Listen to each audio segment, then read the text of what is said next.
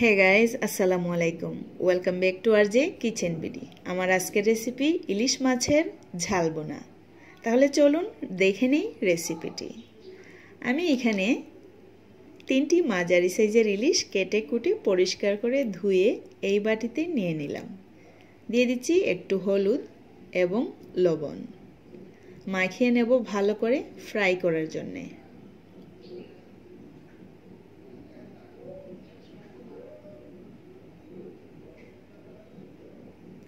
আমি চুলায় একটি প্যান বসিয়ে দিয়ে দিচ্ছি পরিমাণ মতো তেল মাছগুলো মোটামুটি ভাজার জন্য।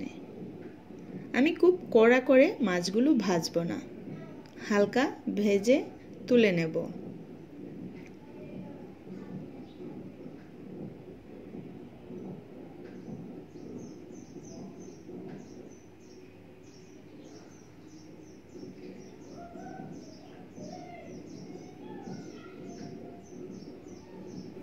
হালকা ভেজে নেওয়ার পর মাছগুলো তুলে নিচ্ছি। থেকে 15টি কাঁচামরিচ দিয়ে দিচ্ছি, পেঁয়াজ কুচি,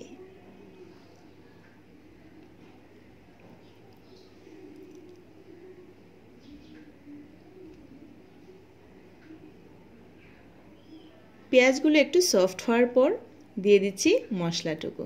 এইখানে জাস্ট হলুদ, মরিচ এবং লবণ দেখতেই পাচ্ছেন। আমি ইলিশ মাছে খুব বেশি মশলা ইউজ করি না। আপনারা এইরকম সিম্পলভাবে খেয়ে দেখবেন, খুবই সুস্বাদু হয় তরকারি। দিয়ে দিলাম ইলিশ মাছ, দিয়ে দিচ্ছি পানি। অবশ্যই পানি আপনাদের মন মতো ইউজ করবেন।